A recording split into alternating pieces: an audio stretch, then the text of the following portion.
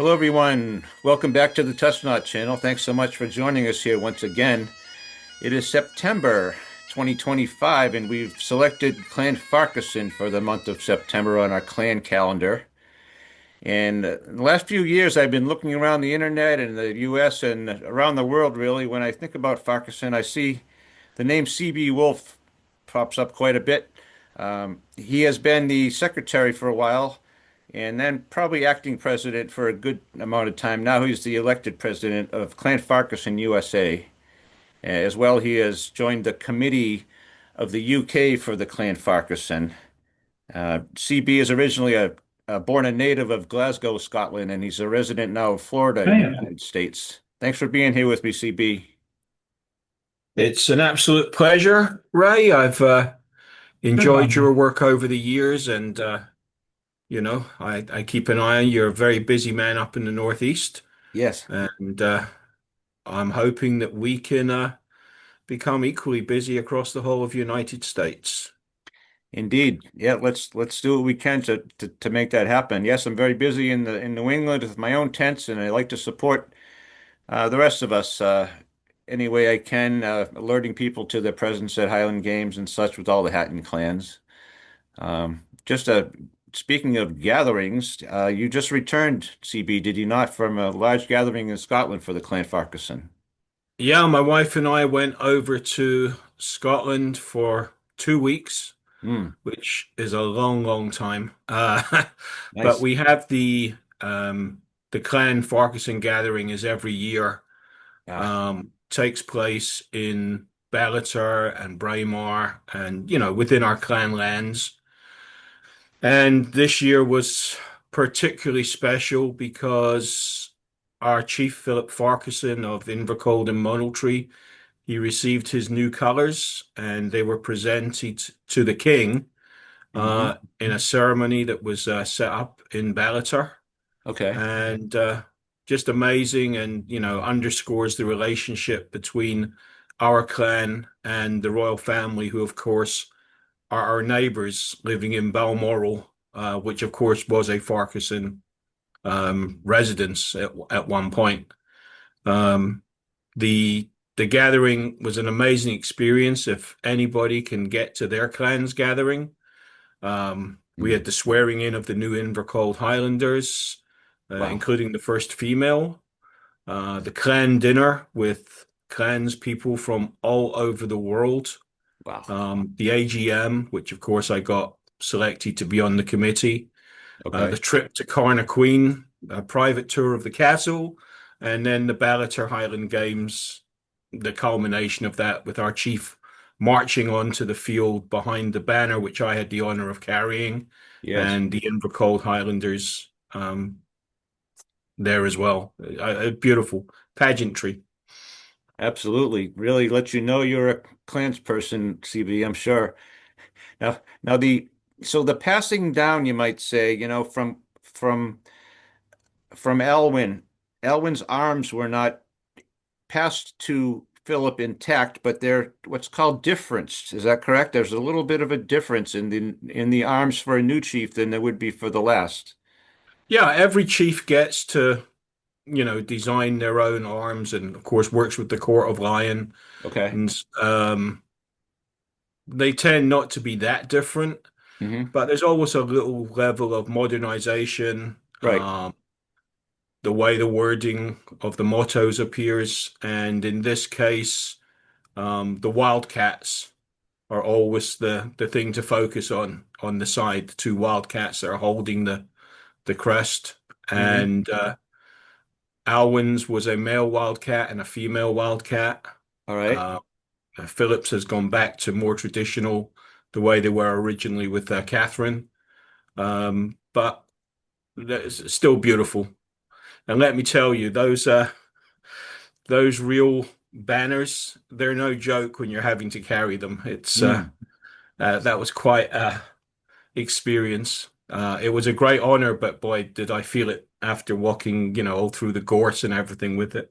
Right. Now, when you said Catherine, I'm not familiar with who you mean by that, CB. Catherine was the chief of Clan Farquharson back in the 1800s. Oh. She was the first female chief. Hmm. In fact, when the whole Farquharson line of males died out, she had to actually go and petition um, to be the chief, and she was recognized as the chief and granted the coat of arms. And that's how Invercold is still our primary um, house, if you like, our Yes. leadership. Very interesting.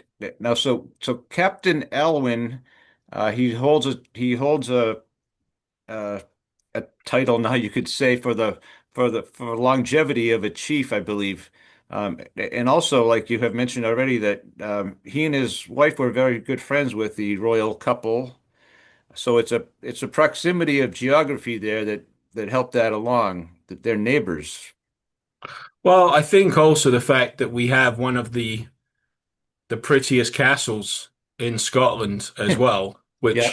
which, Braemar Castle, which I'm talking about, which Hmm. was originally built by the Mars in 1628 as a kind of, let's keep an eye on these Farquharsons over at Invercold. Yes. Then it went through various changes thanks to the various uprisings and risings. Yep. The Farquharsons got it in 1731, then leased it back to the British Army, had the British Army do all the repairs after they'd finished with it. And then it became a residence. It was made into a nice place for the, the clan chief to live. Right. Um, then when Queen Victoria discovered the Highlands and spent more time up there and, leased and then bought Balmoral, Uh, and then completely redid it, more yeah. and more of society was landing on the doorstep of Ballater and Braemar, and they all wanted to lease places, and so Hmm. Braemar Castle was let out to the aristocracy. It also became a hive of social gatherings, Hmm. and when Francis Farquharson, who was the editor of Vogue and Harper's Bazaar, was sent over to do an inventory, she met Alwyn, who of course had just come back from the war. Ah. They fell in love, got married, and the castle became her project. Hmm. She revived tartan as a fantastic mode of dress. Yes. Um, Her friends obviously were fashionistas. Um, Elsa Schiaparelli, who was Coco Chanel's rival. There's pictures of Francis with Salvador Dali in the castle. I Really. mean, it really was the hub of social activity. Hmm. Uh, she kind of took on the role of the hostess in the era Okay. after Queen Victoria had got. Right. Um, and you can still see her touches in the castle, pink bathrooms and bits of, green and Yes. it's amazing. And then in 61, they opened it to the public. Uh-huh. And that became a very popular venue because they were staying over at Invercold Castle. And just as time goes on, these castles aren't cheap to maintain. They need a lot of work. Remember, there's no AC in Scotland, so in the summer it can still become a little bit hellish with the weather. Yes. It was leased to the local foundation in 2006, who raised lots of money through lotteries, National Trust. Current king, donated a lot of money and also got involved in the various designs and renovations. And Yes. Yeah. after it was shut for a couple of years, it reopened in 2023. Um, and it's beautiful and it's obviously very popular. You go there Yes. anytime and there are people everywhere, and Farquharsons in particular, Right. who are welcomed with the reverence they deserve. They have their own clan room, their own clan visitors book. You just feel like home. I did. When I walked in that castle, it's the first time I'd been there since I was 7 years old. So it's like 55 years apart. Uh-huh. Wow. And I just felt like I was home. That's, I actually wish I was. Who wouldn't want to live in a castle? Right. And I believe it's just it. just due to its iconic nature, it's also a magnet for many people outside of the clan. Tours in general of Scotland perhaps include that because of its magnificence, really, is all the only word I can use. The setting that it's in, incredible. And it's right there on the main road. You Is can't it? miss it. Main road. Yeah. There's no such thing as main roads in the Highlands, but it's right there as you come through. All of a sudden, you see this white structure Yes. comes up at you, and it's fabulous. Well, it's lovely that you've been able to bring, Farquharson back to the U.S. I know the organization itself has been here for quite a while, but you've been breathing some new life into it in the past, oh, I want to say 6 or 8 years, CBU and some others, and I appreciate that very much. It was missed by some people, and it was mentioned to me that way that it was sorely missed, and I'm glad to see it back. There's so many Farquharsons in America that I meet. It's great to see a smile on their face again and have them have a home they can come to many of the games in the U.S. again. No, thank you. I mean, it's been a real process. I'm always honest about this. I was frustrated beyond belief with how the Farquharson organization society in the US was being run or Uh-huh. not run, as the case may be. Okay. Um, there's me, there was a whole bunch of like-minded people like me that eventually were just like, this can't go on, this can't go on. And then gradually we all got onto the board Yep. and we started to really push our ideas and move things forward. It's you have people that are constantly disappointed that they go to a Highland Games and don't see the Farquharsons. They Mm. send in an email and it sits there not answered for, Yep. forever, and so now we have the most amazing board of directors here in the US, made up of people that would literally die for this clan. It's like that's their priority is Nice. keeping this clan to the forefront and Mm. representing it in the best way possible. Yes, that's very nice to hear, CB. A lot of people, like I try to be the same way myself. I am these clans. I am the clan. It's not just some hobby I take up now and then. There's a season for it or not or something. It is me and I am it. And it's nice to have a group of people that have that passion behind it because that's what it takes, really. If you literally can't sleep because your clan is not looking good in the U.S., you're the right people in charge. Yeah, I mean we put a lot of effort into everything, our tents, our collateral that's available for commissioners. Yes. We work hard to so that if you walk into a Farquharson tent, you don't have to ask me what's so great about this clan. It's right there. Hmm. Everything is there, the history of the clan, some scotch. And we lay it out for people and we will spend as much time as anybody wants to discuss, to help them. Yep. The world of where you had to go to a genealogist and everything have long gone. The internet, Ancestry, 23andMe, all those things have made it far more accessible Yes. to everybody, Hmm. And for someone like me from Glasgow and Scotland, you have to understand that we we just take it for granted. We're Scottish. We were born in Scotland. That's what our birth certificate says. Yes. When I was a kid in Scotland, we never learned anything about Scottish history at school Hmm. because it just wasn't seen as important. So for me, when I came over here to the States, and people would say, "Oh, you're Scottish, the Highland Games here. There's this or that." I'm like, "There's a what and a what?" I'd never been to a Highland Games in Scotland since I was a little boy, and Really? believe me, the difference between Highland Games here and Highland Games over there is an eye opener when I explain to it. You're not going to show up to a Highland Games in Scotland and find 108 clans Right. represented. You'd be lucky if you can put three in the same room before they start falling out over Yeah. something. Okay. Right. You put a Scotsman in a room, he'll find a way to argue with himself. I mean, it's the way we are. So for me, it was I don't want to say I didn't understand it, but it was just like you're I'm Scottish. Oh, you are? Where are you from? Oh, Vermont. Well, wait, it's like you Yeah. have to get that mentality. And then when you realize that these people actually know more about your country Hmm. than you do, Uh-huh.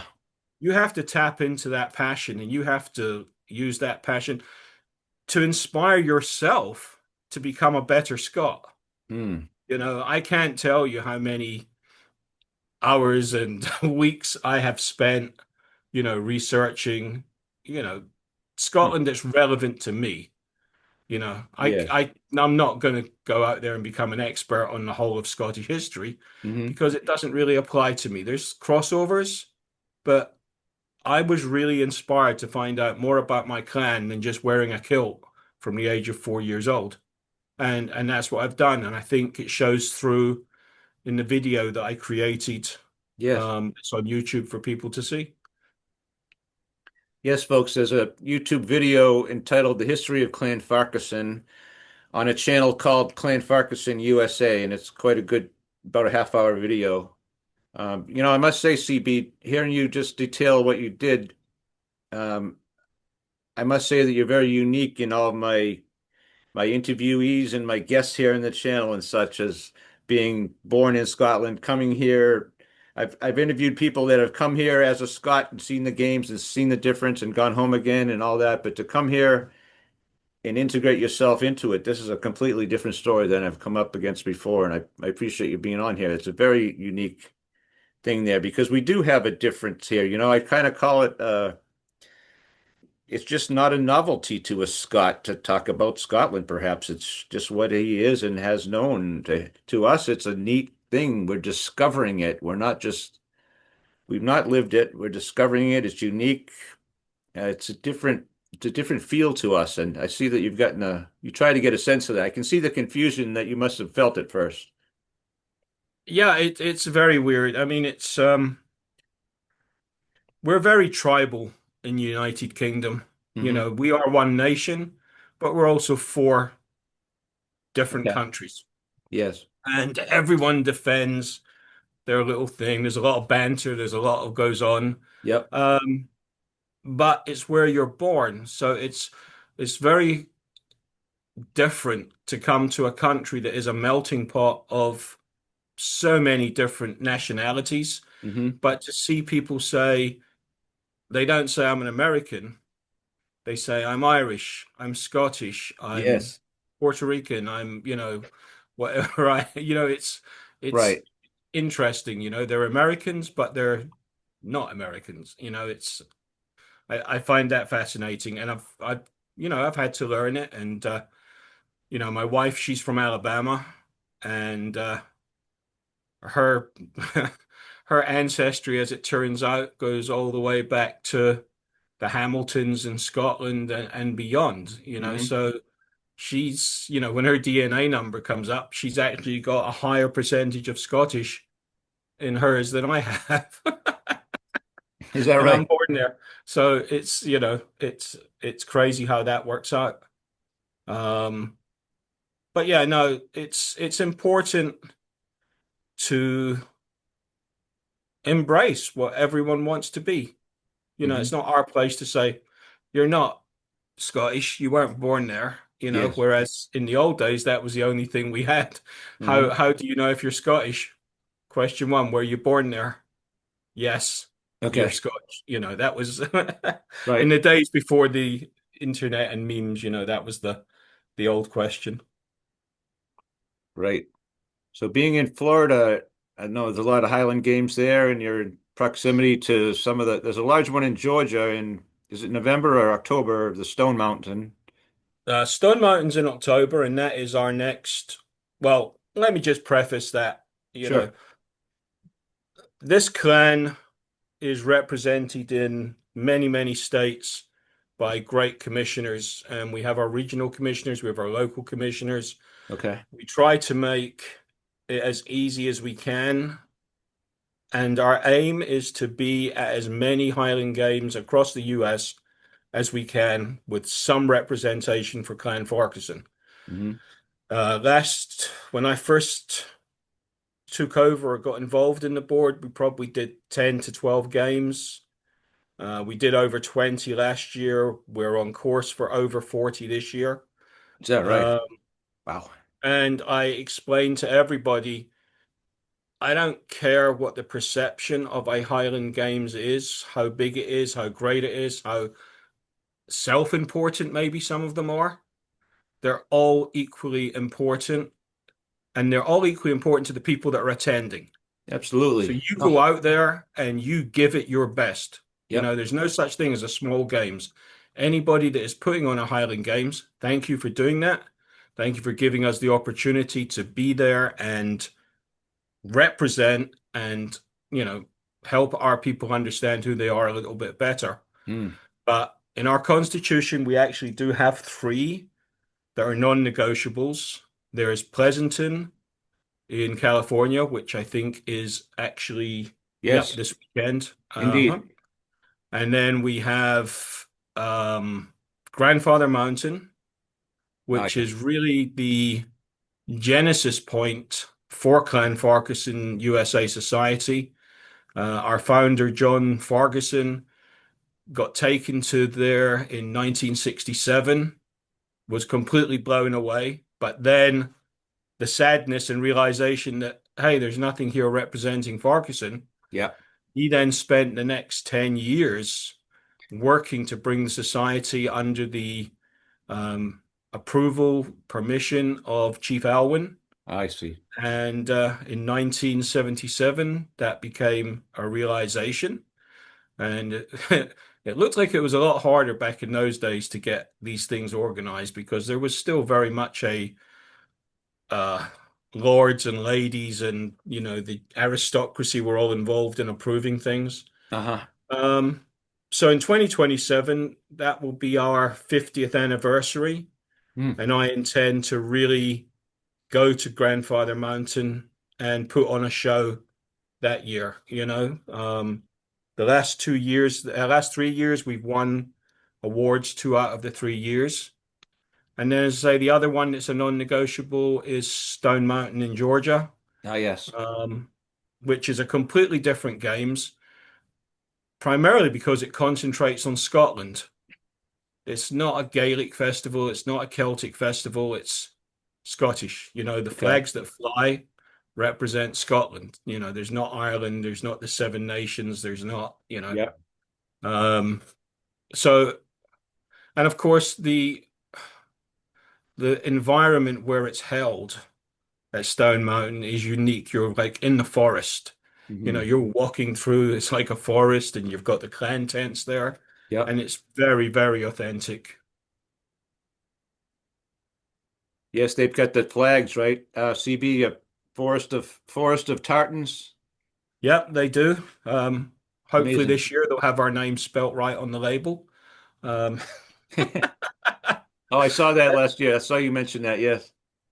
well, I understand that it's a hard name to pronounce and to spell, Hmm. but really, guys, you're organizing a Highland Games and you're inviting all these clans. You know, Right. it's like when people spell my name with two L's, and I'm like, I wrote my name right there. It's like, Hmm. reading is hard. But yeah, it's important. And as I say, you don't understand how far ranging your clan is until you go to something like a gathering.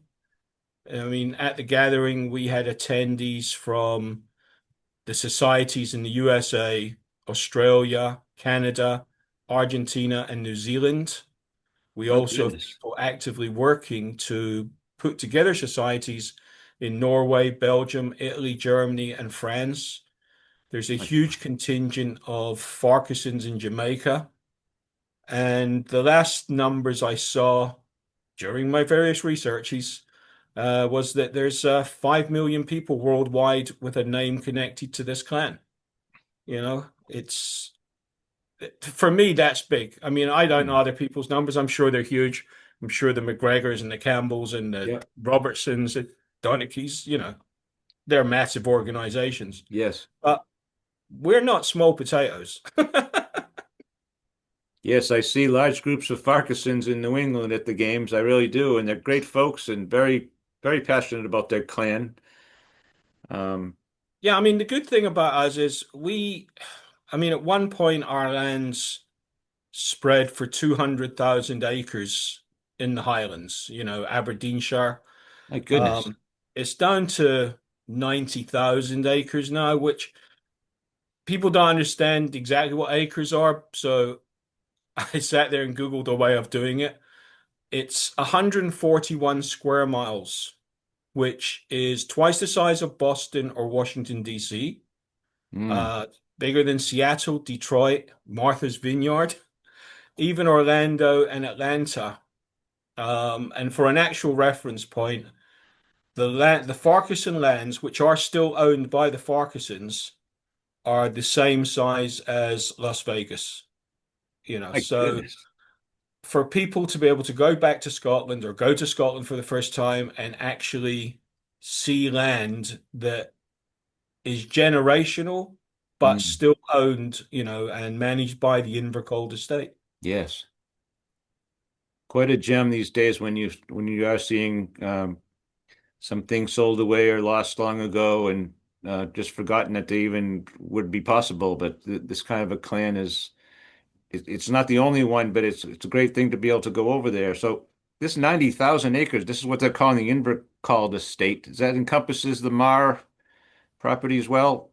Well, no, because there's little boundaries. Like you can literally walk halfway across a road and suddenly you're in someone Ah, else's estate, I where see. it's been subdivided. But when you look at those clan maps that show the territories of the clans, Yeah. the proudest thing I can say is, yeah, that's still, pretty much our land. It's not been sold off. We're not involved in, and I feel really bad for them. I think it's the McDonald's that are going through this nonsense with Yes, the castle. Disgusting, absolutely. I hope that gets resolved. So yeah, it's nice to actually say, yeah, this still exists. This castle still exists. Invercold House still exists, although you can't get to it now. But you can take a nice picture at the gates and have the crest behind you. Um, and then Yes, we still have active cadet branches, the Fenians and the Alex. Still houses, still right. have their lineage Hmm. going all the way back to Finley Moore as well. I'm glad you mentioned that name. I was just about to ask you, speaking of the arms, now the rampant lion, the red and yellow appear on your arms. Could you just go into a little bit of how that came about, CB, if you can? Yeah, that's to recognize the role of our progenitor, Finley Moore, Finley Uh-huh. Moore Farquharson, Finlay Moore. I mean, there's a million spellings, but at the Yes. end of the day, he's the guy. He was huge. He was 6'7", which back in those days meant you were a giant. And Mm. he was involved in the Battle of Pinkie Cleugh in 1547. It's this month, September the 10th, Is it? which was England versus Scotland. Took place on the, up in Leith and Murray, all that area around Edinburgh. Uh-huh. He was the king's standard bearer. I see. Um, and unfortunately, he was killed during the battle when he was hit by a cannonball fired by the English ships that were off the coast, just bombarding. Hmm. Uh, so the story is that when they found him, he was dead, but he was still clutching the royal banner. And in recognition of his services to the crown and to in that battle, we are allowed to have the Royal Standard of Scotland as part of the Invercold Arms. Mm. Um, it's He's buried in Inveresk churchyard, and everyone says he's in the Lang Hielanmen's grave, but there's no record of where that is anymore. Oh, And around Pinky and all those areas, they have the Pinky Trail now, where they've got all the signs and explaining what every part of the ah, area was involved in. uh-huh. And so it's my mission at this moment in time to have his last resting place, not the spot, because we don't know where that is, but the Inveresk Kirkyard, to have some kind of memorial in there for him. You know, even Yes. if it's just a plaque on a bench, Right. I just want people to go, this is the last resting place of the first chief of Mm. Clan Farquharson. So that's what I'm working on at the moment. Um, but yeah, it's yeah, you know, that was called Black Saturday, and I think it's the bloodiest day in Scottish history. Up to 14,000 Scots were killed or wounded during that battle. My And, goodness. and you know, that's only 200 years before Culloden. And just Right. look at the numbers involved.